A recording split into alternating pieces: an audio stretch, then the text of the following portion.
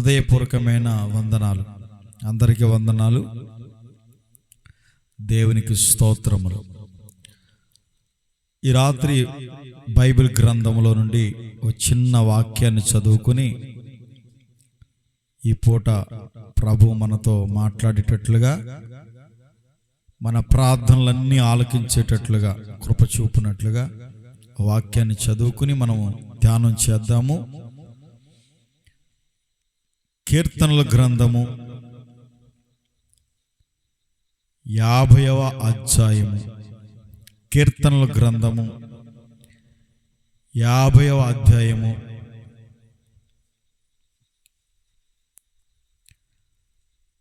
15వ వచనమును నేను చదువుతాను, జాగ్రత్తగా వినండి. మీరు కూడా బైబిల్ తీసి వేలు పెట్టి చూడండి.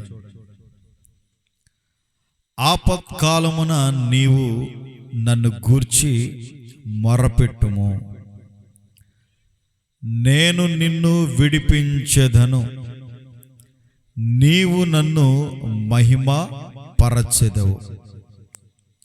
ఆపత్కాలమున నీవు నన్ను గూర్చి మొరపెట్టుము, నేను నిన్ను విడిపించెదను, నీవు నన్ను మహిమ పరచెదవు. ప్రియమైన దేవుని ప్రజలాన, దేవుని జనాంగమా, ఇక్కడ ప్రభు మనతో ఏం మాట్లాడుతున్నారంటే, ఆపత్కాలములో నీవు నన్ను గూర్చి మొరపెట్టాలి, నేను నిన్ను విడిపిస్తాను. మొరపెట్టినప్పుడు, నీవు నాకు ప్రార్థన చేసినప్పుడు, మొరపెట్టినప్పుడు, విజ్ఞాపన చేసినప్పుడు, నేను నిన్ను విడిపించేదను. హల్లెలూయా. నా దేవుడు మీ మొరలన్నీ ఆలకించి, ప్రార్థనలు ఆలకించి, మిమ్మల్ని అందరినీ బంధకములలో నుండి విడిపించునుగాక, శ్రమలలో నుండి విడుదల కలుగు చేయునుగాక, ఇబ్బందుల్లో నుండి నా ప్రభు విడుదల కలుగు చేయునుగాక. దేవునికి స్తోత్రం.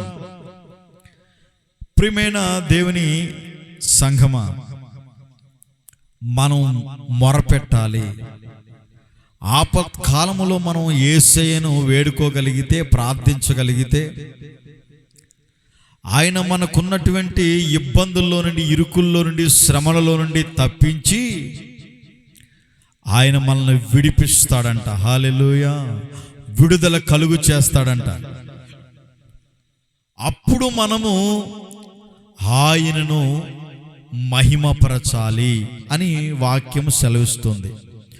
చూడండి, మనకి ఆపద కలిగినప్పుడు, ఇబ్బందులు కలిగినప్పుడు, మనం నిజముగానే మనం నమ్ముకున్న దేవునికి మొరపెడుతూ ఉంటాము, ప్రార్థిస్తూ ఉంటాము. దేవుడు మనకి ఆ ప్రార్థన ఆలకించి ప్రభు సహాయం చేసి మన సమస్యలన్నీ తీరుస్తాడు. తీర్చిన తర్వాత మనిషి చేసేది ఏంట్రా బాబు అంటే, ఇక చేసిన మేలును మరిచిపోయి, చేసిన ఉపకారాన్ని మరిచిపోయి ప్రభుని మహిమపరచరు. ఇలానే బైబిల్ గ్రంథంలో మనం చూసినట్లయితే,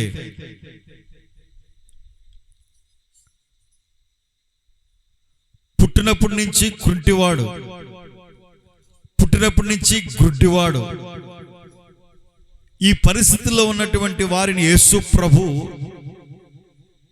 కనికరించి చూపు పొందేటట్లుగా చేశాడు.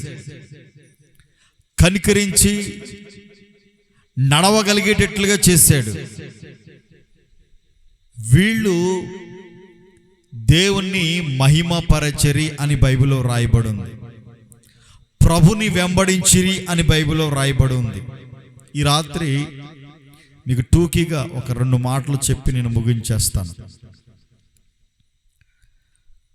నిజముగా మొరపెడితే దేవుడు ప్రార్థన ఆలకిస్తాడండి, సహాయం చేస్తాడు. కానీ మనిషి ఆయన మహిమపరచట్లేదు, కృతజ్ఞత చూపట్లేదు, ప్రభుని ఘనపరచట్లేదు.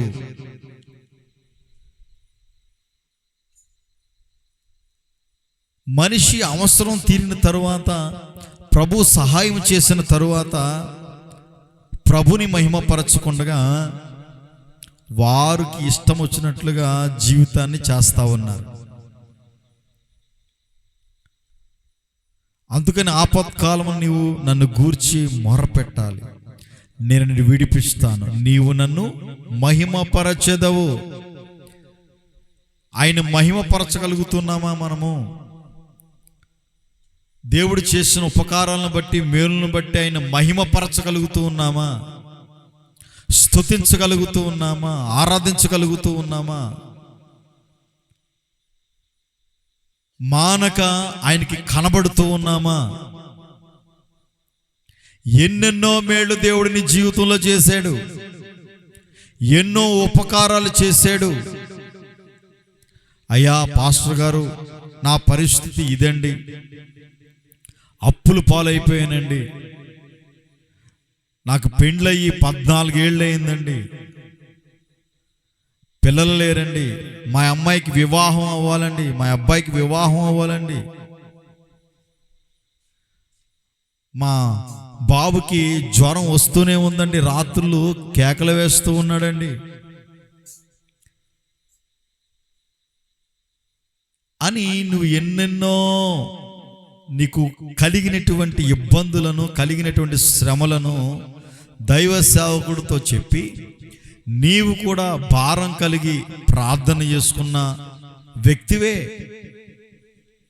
అయితే దేవుడు నీకు చేసిన ఉపకారాలు, మేలులను బట్టి నువ్వు ఆయనను మహిమపరచగలుగుతూ ఉన్నావా? ఎన్నో తీర్మానాలు చేసుకున్నావు. అయ్యా నా పని అయిపోతే, నాకు ఈ సహాయం నువ్వు చేస్తే, ఈ ఉపకారం చేస్తే నేను నిన్ను మహిమపరుస్తాను నాయన. మందిరాన్ని మానుకోనయ్యా, పరిచర్య మానుకోను ప్రభువా, నీకు నేను గొప్ప కార్యాలు నీ గురించి ప్రకటన చేస్తాను, నిన్ను మహిమపరుస్తాను, జనముల మధ్యలో నిన్ను మహిమపరుస్తాను, అందరి మధ్యలో నిన్ను ఆరాధిస్తాను అని ఎన్నెన్నో వాగ్దానాలు చేశాం. అయితే ఇప్పుడు ఆయన మహిమపరచట్లేదు, అవసరం తీరిపోయింది. దేవుడిని పట్ల ఉపకారం చేశాడు, మేలు చేశాడు, అయితే నీవు ఆయన మహిమపరచట్లేదు. బైబిల్ గ్రంథంలో దేవుడు 10 మందిని శుద్ధీకరించాడు, 10 మందిని బాగు చేశాడు. అందులో ఒక్కడు మాత్రమే తిరిగి వచ్చి ప్రభుకి దేవుని మందిరంలో కృతజ్ఞతాస్తుతులు చెల్లించినట్లుగా, మహిమపరిచినట్లుగా పరిశుద్ధ గ్రంథంలో రాయబడి ఉంది. ఈ రోజున మనిషి ఆయన మహిమపరచట్ల. ఆపత్కాలంలో నీకు శ్రమ, ఇబ్బంది, ఎన్నో ఇక్కట్లు కలిగినప్పుడు విడిపించేవారు ఎవరో లేరు. బంధువులు, రక్త సంబంధులు, అన్నదమ్ములు, చుట్టాలు ఎవరు నిన్ను విడిపించలేదు. కానీ నా దేవుని దగ్గరికి వచ్చి ప్రార్థన చేసుకుంటే, మొరపెడితే, ప్రార్థన ఆలకించి దేవుడు నీ ఇబ్బందులన్నీ తొలగించి నీ శ్రమలన్నీ విడుదల కలుగు చేసి ఆయన నిన్ను విడిపించాడు. విడిపించిన దేవునికి నువ్వు చేయవలసింది ఒకటే, కృతజ్ఞతాస్తుతులు చెల్లించాలి, ఆయనను మహిమపరచాలి. ఆయన మహిమపరిస్తే చాలు. ఇది మొదటి మాట. ఏం చేయాలి? మొర పెడితే ఆయన విడిపిస్తాడు, ఇది నమ్మాలండి. అలా బైబిల్ గ్రంథంలో మనం చూస్తే, పరిశుద్ధ గ్రంథంలో ఒకసారి మనం అధ్యయనం చేస్తే, మన పితరులు చేసిన ప్రార్థన ప్రభు ఆలకించి ఎన్నో మార్లు విడిపించాడు, ఎన్నో అద్భుతాలు చేశాడు, ఎన్నో ఉపకారాలు చేశాడు, మేలులు చేశాడు. ప్రజలు ఆయనను మహిమపరిచిరి. తర్వాత మరలా ప్రభువుని విడిచిపెట్టి ఇశ్రాయేలు ప్రజలంతా మరలా వాళ్ళకి ఇష్టం వచ్చినట్లుగా బ్రతికారు. ఆయనను మొరపెట్టినప్పుడు, ప్రార్థన చేస్తున్నప్పుడు వారందరిని విడిపించడానికి మోషేను పుట్టించాడు దేవుడు, బ్రతికించాడు, నాయకుడిగా చేశాడు. ఇజ్రాయేలులందరినీ ఆ బానిసత్వములో నుండి విడుదల కలుగు చేసి విడిపించాడా లేదా? వారి మొర ఆకాశానికి అంటింది, ప్రభు విన్నాడు. మరలా విడిపించిన తర్వాత మరలా పాపంలోనికి వారికి ఇష్టం వచ్చేట్టుగా బ్రతికారు. దేవుడు చల్లాచెదురు చేసినట్లుగా దేవుడు అన్యులకి వారందరినీ అప్పచెప్పేశాడు.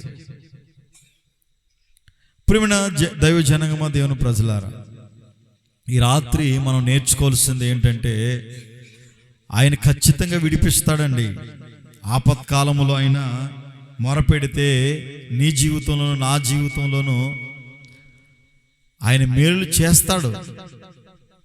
అద్భుతాలు చేసే దేవుడు మన దేవుడు. అయితే మనము ఆయనను మహిమపరచాలి. Praise the lord. ఇది మొదటి మాట. రెండో మాట చదువుకుందాం.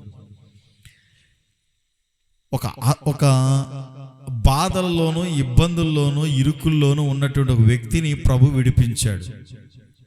అది యోబు గ్రంథము 5వ అధ్యాయము 19వ వచనాన్ని మనం చదివితే, యోబుని ఎన్ని బాధల నుండి దేవుడు విడిపించాడో తెలుసా? 6 బాధలలో నుండి ఆయన నిన్ను విడిపించును, 7 బాధలు కలిగినను నీకు ఏ కీడును తగలదు. హల్లెలూయా.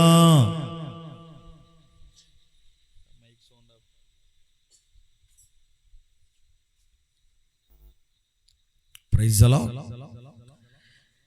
యోబుకి యూజు దేశమందు నీతిపరుడు, యథార్థవంతుడు, భక్తిపరుడు, సంపన్న స్థితిలో ఉన్నటువంటి కుటుంబము, వ్యక్తి.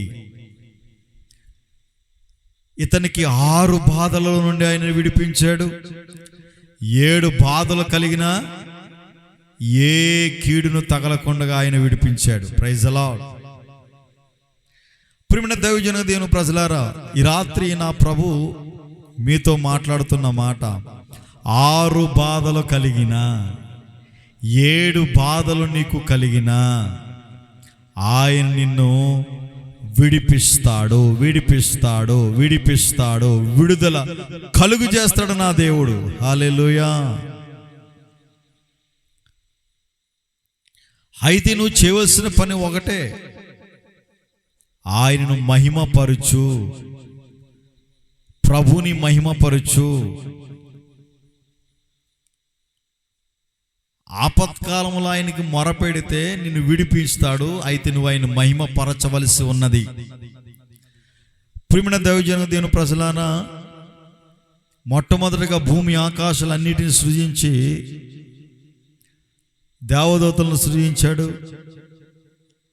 తర్వాత మానవులతో సహవాసం చేయడానికి, మానవులతో జీవించడానికి మన ప్రభువైన క్రీస్తు ఈ భూమి మీదకి దిగి వచ్చాడు. అప్పుడైతే ఆదాము ఉన్నాడు. ఆదాము అవ్వ ద్వారా ఈ భూమి మీదకి సంతానం కలిగింది. వారు పాపం చేయటం ద్వారా, ఆజ్ఞ అతిక్రమించటం ద్వారా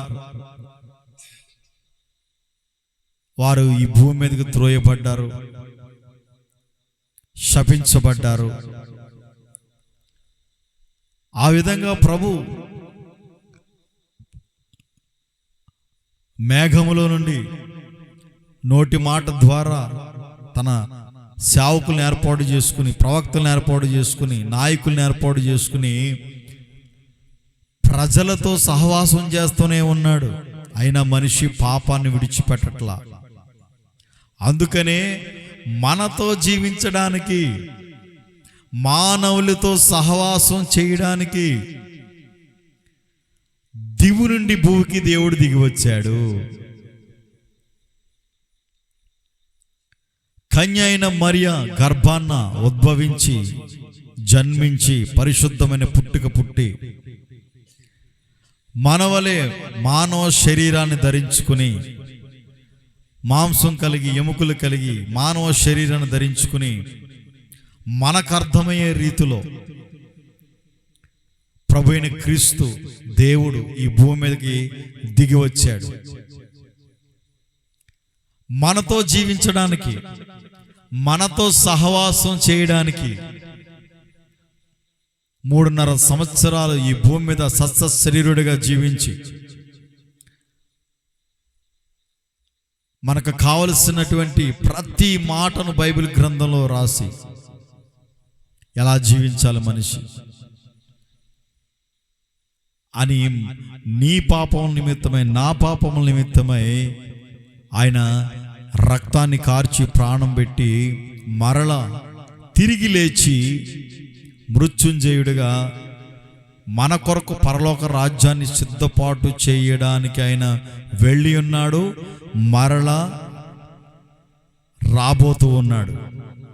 అందుకని నువ్వు చేయవలసిన పని ఏంటంటే, ఆయన చేసిన మేళ్లకు ఉపకారాలకు నువ్వు చేయవలసిన పని ఏంటంటే తెలుసా? ఆయనను మహిమపరచటము. దేవుని స్తోత్రం. ఎవరైతే ఆయన మహిమపరుస్తారో, ఆయన నామాన్ని ఘనపరుస్తారో, ఆయన చేసిన ఉపకారాలు మేలును బట్టి తలపోస్తూ కృతజ్ఞత భావం కలిగి ఉంటారో, ఆయన వచ్చినప్పుడు ఖచ్చితంగా ఆయనతో కూడా మనల్ని వెంట పెట్టుకుని మధ్యాకాశానికి తీసుకువెళ్తాడు. దేవుని స్తోత్రం. తదుపరి పరలోక రాజ్యానికి తీసుకువెళ్తాడు. అందుకని మనం చేయవలసిన పని ఏంటంటే ఆయన మహిమపరచటము, ఆయన నామాన్ని ఘనపరచటానికే మనల్ని పుట్టించాడు. ఆయన దేవదూతలకు లేదు ఈ భాగ్యం, దేవుడు మనకిచ్చాడు. దేవునికి స్తోత్రం.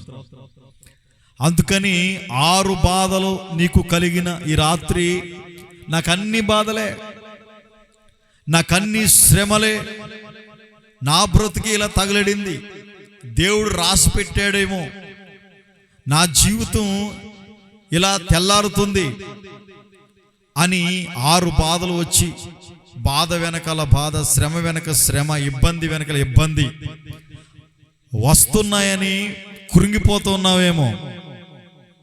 7 బాధలు కలిగిన నా దేవుడు నిన్ను విడిపించడానికి సమర్థుడు, శక్తి కలిగినటువంటి దేవుడు. నేను ప్రకటిస్తున్నటువంటి నజరేయుడైనటువంటి యేసు.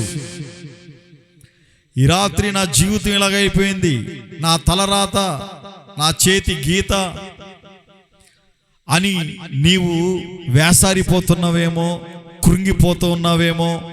నా బ్రతుకు ఇలా అయిపోయింది, నా జీవితం ఇలాగైపోయింది, అన్ని అప్పులే, సరైన గృహం లేదు, కట్టుకోవడానికి సరైన బట్టలు లేవు, తినడానికి సరైన తిండి లేదు అని నువ్వు ఈ రాత్రి బాధపడుతున్నావేమో. నా దేవుడు మాట ఇచ్చినవాడు, మాటను నెరవేర్చే దేవుడు. నీవు గనక ఈ రాత్రి మొర పెడితే, ఈ రాత్రి గనక నువ్వు ప్రార్థన చేస్తే, ఈ రాత్రి గనక నువ్వు ఆయన్ని వేడుకుంటే, 6 బాధలలో నుండి 7 బాధలలో నుండి నా ప్రభు నిన్ను విడిపించునుగాక, విడిపించునుగాక. ఆయన విడిపిస్తాడు. బాధపడొద్దు. ఈ రాత్రి ప్రభు నిన్ను దర్శిస్తున్న రాత్రి, ప్రభు ఈ రాత్రి నీతో మాట్లాడుతున్న మాట ఆయన వాక్కు, ఆయన వాక్యము. అన్ని బాధలని బాధపడొద్దు, అన్ని శ్రమలని రాత్రి నువ్వేమి కృంగిపోవద్దు. ఈ రాత్రి నీవున్న చోటే మోకరించి చేతులెత్తి ప్రార్థన చేయగలిగితే, వేడుకోగలిగితే, కన్నీళ్లు విడవగలిగితే, నీ పాపాలన్నీ ఒప్పుకుని, అయా నా నుదిటి రాతను మార్చు, నా జీవితాన్ని మార్చు, నా బ్రతుకును మార్చు, నా పిల్లల జీవితాన్ని ఆశీర్వదించు అని నువ్వు ప్రార్థన చేయాలి, మొర్ర పెట్టాలి. అందుకని మొట్టమొదటగా ఆపత్కాలమున నీవు నన్ను గూర్చి మొర్ర పెట్టుము. ఈ శ్రమ దినాన నువ్వు మొరపెట్టు, ప్రార్థన చేయి. అంటే ప్రార్థన మాకు తెలియదు బాబు అనుకుంటున్నావేమో. ఒక స్నేహితుడితో నీ బాధలు ఎట్లా చెప్పుకుంటావో, నీకు అయిన వాళ్ళతో నీ శ్రమలో నీ బాధలు ఎట్లయితే పంచుకుంటావో, అలాగే దేవునితో కండ్లు మూసుకుని ఈ రాత్రి చేతులెత్తి ఒక స్నేహితుడితో నువ్వు ఎట్లా చెప్పుకుంటావో అట్లా నీ బాధలని చెప్పుకోగలిగితే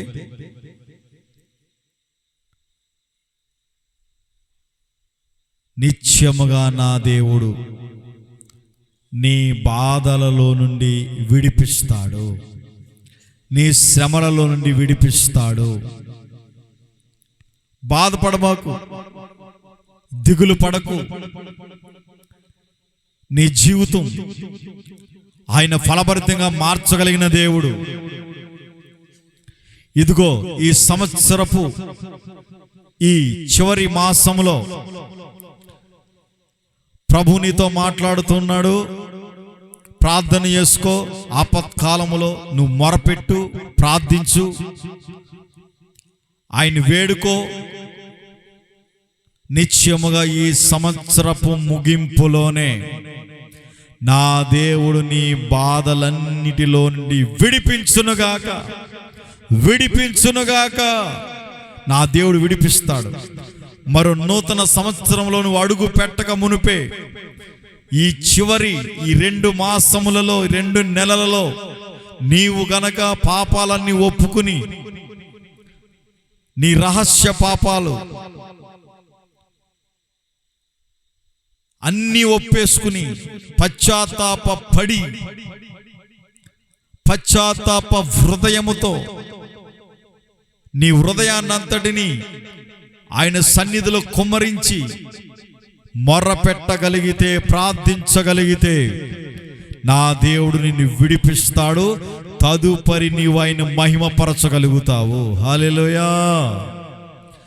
చూడండి, ఈ దీపావళికో సంక్రాంతికో గవర్నమెంట్ వారు ఖైదీలకు భిక్ష పెడతారు. భిక్ష అంటే విడుదల భిక్ష, విడుదల చేస్తారు ఆ పండక్కి.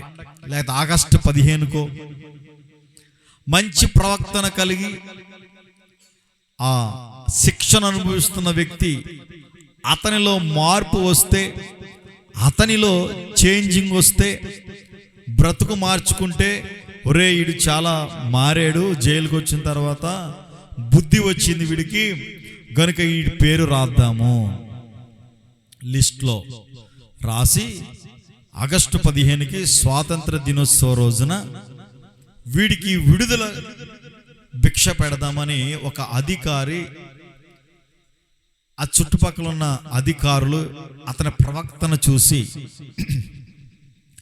ఎట్లా అయితే వారికి క్షమాభిక్ష పెడతారో ఎందుకో తెలుసా? చేసిన నేరాలు అన్నిటి ఒప్పుకుని నా భార్య పిల్లలతో బ్రతకాలని వాటన్నిటి ఒప్పుకుని పశ్చాత్తాప హృదయంతో తన ప్రవక్తను మార్చుకుంటే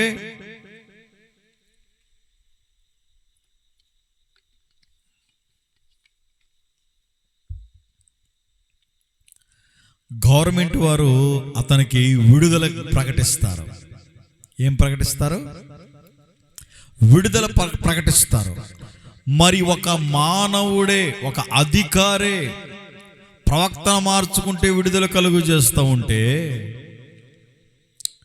తన స్వహస్తములతో తన స్వారూప్యము చొప్పున, తన పోలిక చొప్పున నిన్ను నన్ను నిర్మించాడు కదా, మరి ఆయన చేయడా? ఈ రాత్రి ప్రియమైన దేవుని సంగమా, దేవుని ప్రజలారా, ఈ మైక్ శబ్దం ద్వారా ఈ మాటలను ఆలకిస్తున్నటువంటి దైవ జనాంగమా, మంచివారి మీదను చెడ్డవారి మీదను ఆయన కనుదృష్టి ఉంది. అయితే ఈ రాత్రి నీవు గనక మొరపెట్టగలిగితే, ప్రార్థించగలిగితే, దేవుడు నిన్ను ఆ శ్రమలలో నుండి, పాపంలో నుండి ప్రభు విడిపిస్తాడు. విడిపిస్తున్న తర్వాత నువ్వు చేయవలసింది ఒకటే, ఆయనను మహిమపరచు చాలు. ఆయన మహిమపరిచి ఆయన దేవుడిగా నువ్వు ఒప్పుకుని నీ మనస్సును పరిపూర్ణంగా మార్చుకుని దేవుని సన్నిధిలో స్థిరపరచబడగలిగితే, ఆయన మందిరానికి వచ్చి ఆయన మందిరములో ఆయన్ని ఆరాధించగలిగితే, స్తుతించగలిగితే, మహిమ పరచగలిగితే చాలు. నిత్యముగా నీవు ప్రభు వచ్చినప్పుడు ఎత్తబడతావు. దేవునికి స్తోత్రం, హల్లెలూయా. ఒకటి, ఆపత్కాలంలో ఆయనకు మొరపెట్టు. నీ శ్రమ దినాన్న నీకు కలిగినటువంటి ఇబ్బందులు, ఇరుకులను బట్టి ఆయన ప్రార్థన చేయి. ఆయన నిన్ను విడిపిస్తాడు. తదుపరి నువ్వు మహిమపరచాలి. అంతేకాదు 6 బాధలు వచ్చినా 7 బాధలు వచ్చినా డోంట్ కేర్. ఎన్ని బాధలు నీ మీద దొరలు వెళుతూ ఉన్నా ప్రభు నిన్ను విడిపిస్తాడు. నమ్ము, విడుదల కలుగు చేస్తాడు. ఈ రాత్రి నమ్మగలిగితే, ఈ రాత్రి నీవు గనక విశ్వసించి ప్రార్థించగలిగితే, నిత్యముగా నా ప్రభు నీకు విడుదల కలుగు చేయునుగాక.